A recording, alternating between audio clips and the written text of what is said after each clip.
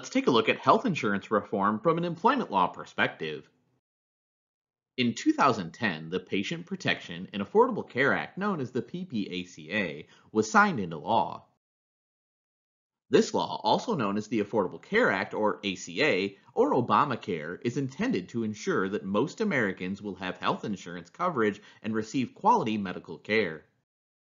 At this time, the law includes a number of measures aimed at lowering the costs of healthcare. The ACA is a complex statute. In large part, the law's complexity stems from its ambitious objectives and need for a comprehensive approach to achieve those objectives.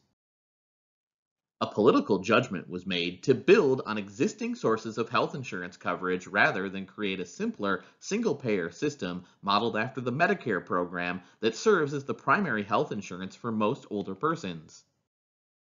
The ACA's basic strategy for expanding health insurance coverage is to increase enrollment in Medicaid by making more people eligible and maintain the same level of coverage under employer sponsored group health plans. It also seeks to stimulate a viable market for individual health insurance plans by making subsidies available for the purchase of such plans and creating online exchanges to facilitate purchase. Prior to the implementation of the ACA in 2013, the U.S. population was covered in a variety of ways. 50% under employer-sponsored plans, a little less than 30% under government plans, approximately 5% under individual health plans, and the remainder of the population was uninsured. For the most part, individual plans provided limited coverage and were not available to people with pre-existing conditions as well as serious health problems. The ACA sought numerous health insurers to compete in the market, forming large pools of insured persons with different health statuses to offset the costs of covering persons with extensive healthcare needs. Health insurance reform has been controversial. A stream of lawsuits have been filed challenging different aspects of the ACA. In one of these cases, the plaintiffs alleged that the federal government exceeded its authority under the Constitution by requiring that individuals purchase health insurance or pay a penalty.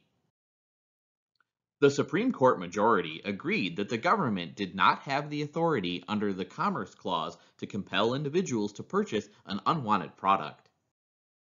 They also agreed that states could not be threatened with loss of all Medicaid funds if they chose not to expand their program. However, the ACA was upheld as constitutional on the grounds that it amounted to a tax on the lack of health insurance. The individual mandate fell within Congress's taxation powers. Congress subsequently chose to eliminate this tax. There is a case to be made that the ACA has improved the health insurance situation in the United States, despite the many implementation problems and strong headwinds of resistance that it's faced. However, the legal and political issues surrounding this law are not likely to subside anytime soon. Congress might persist and ultimately succeed in its quest to amend or repeal the ACA. Actions by the executive branch of the U.S. government might further contribute to the climate of uncertainty surrounding the law and dissuade insurers from participating in the individual plan market. While many aspects of the ACA are quite popular and could be here to stay, it's doubtful that a piecemeal approach to health insurance will work. Whatever happens, the ACA's ambitious objectives of insuring the uninsured, providing access to quality medical care, and controlling healthcare costs remain as relevant as ever.